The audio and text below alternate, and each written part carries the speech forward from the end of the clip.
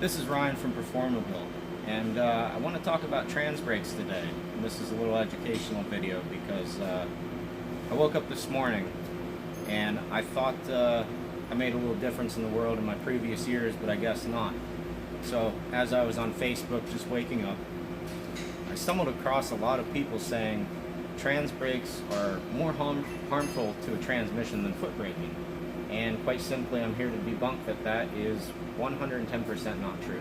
They're actually easier on a transmission, and they're harder on your rear end. So if you think about the common sense behind this, and just understanding racing and how your car operates in general, this is a brake. It's a simple aluminum block with a couple solenoids. It makes reverse and forward turn on at the same time, and when it's released, reverse is released, and you go. Now what's really happening, and by the way, this isn't a simple bolt-on. There's many more pieces in the tranny that need installed to make this work. Transbrakes are not bolt-ons. If you're buying a brake bolt-on, some of the products out there now are bolt-ons, like the new Jake's Performance, which I'm aware of, which we still need to consider testing. Most brakes prior to this year are not bolt-ons. If they are bolt-ons, be leery.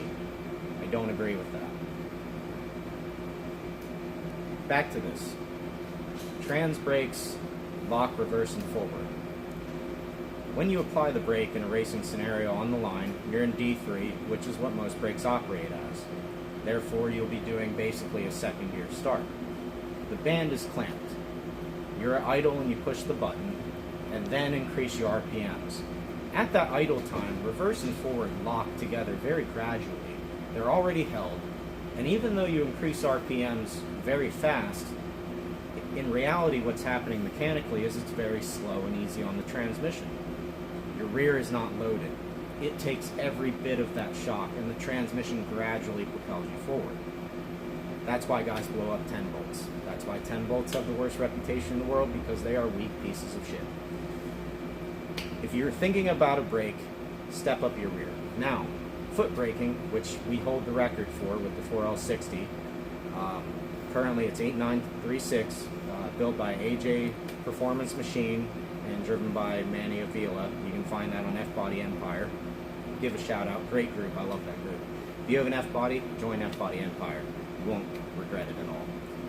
That being said, that's a foot brake car that broke the record. Foot braking is much more stressful on your transmission because your rear end is loaded by the brakes. The entire shock of the hits the forward sprag and the transmission, and that is very difficult for it to handle. That's probably why 60Es mostly get the bad reputation, other than people not realizing that they have a fluid and filter just like your engine. That's a 60E stigma. We've been doing brakes since 2016. Here's Mr. Mazzio's Corvette, over 1,000 horsepower capable with a trans brake, right there in front of your eyes, all over our Facebook and Instagram. So for those of you that think a trans brake is much harder on your transmission than it is your rear, it's absolutely false. And I hate to break it to you, we build 80s and 400s too, and it's the same circumstance. So this is Ryan, hoping I can educate you and break a little stigma, because what Facebook said is usually never true. Thanks for watching. See you next Tech Tip Tuesday.